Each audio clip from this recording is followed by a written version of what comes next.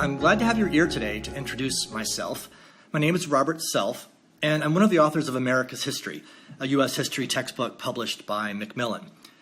My co-authors are Eric Hinderraker and Rebecca Edwards, and they're both floating around this community too.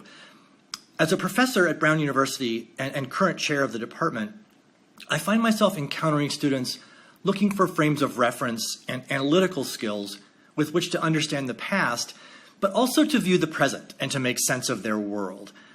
It's become fashionable to talk about historical thinking skills as much or more than historical knowledge, but fashionable or not, I certainly see that impulse in my students, and we talk about it a lot each time we revise the textbook. My own research and scholarship focuses on politics and social movements in the United States since World War II.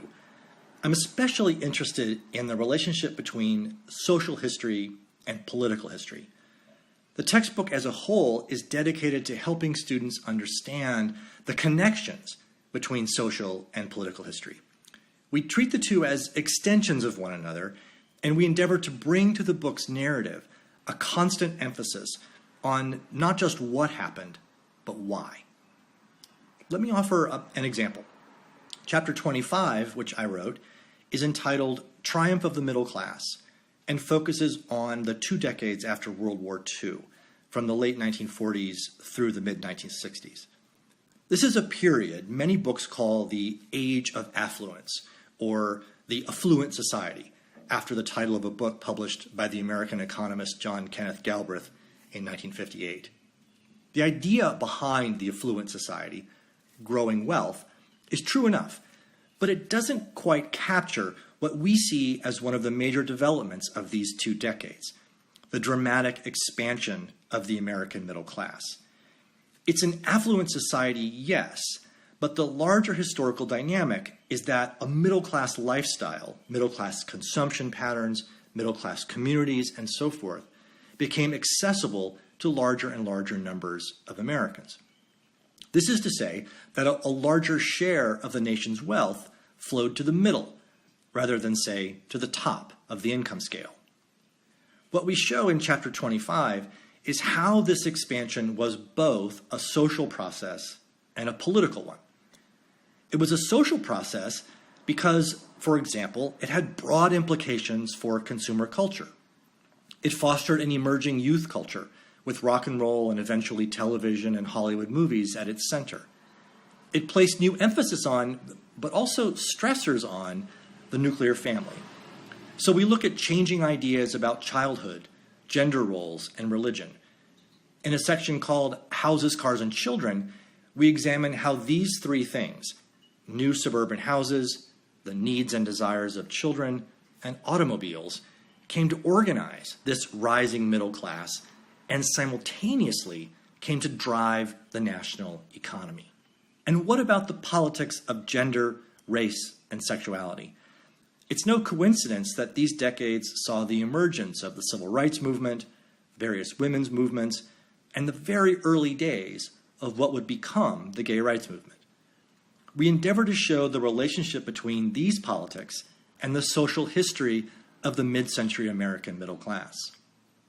Indeed, the following chapter, 26, entitled Walking into Freedom Land, is about what historians now often call the long civil rights movement, from World War II through the early 1970s.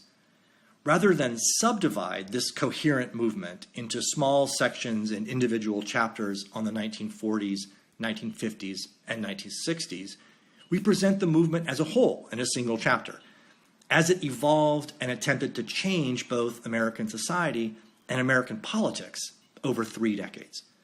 There is perhaps no better example of how social and political history are intertwined than the civil rights movement, with its deep roots in Black communities, neighborhoods, labor unions, and churches, and its long engagement with the courts, legislatures, and voting booths of the nation.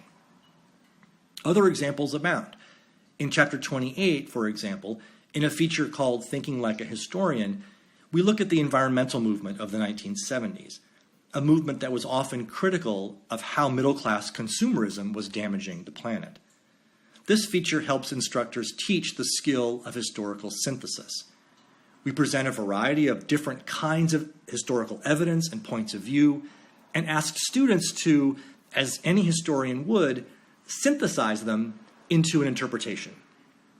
Other features in every chapter in the textbook include America in global context, a feature on historical interpretations that compares different accounts of the same event by historians, and a feature called Analyzing Voices that highlights speeches, writings, interviews, and opinions from the time period covered in each chapter on a specific topic. It's been one of the highlights of my career to have the opportunity to work on America's history. I'm quite proud of the book, and I've been especially pleased that my own interest in politics and social movements has been welcomed enthusiastically by my co-authors, who share a similar sensibility. Our aim as authors is the same as my aim in the classroom: to open vistas for students on the enormous diversity and complexity of American society and history, while providing them with an interpretive scaffolding and the historical thinking skills to make sense of that diversity and complexity.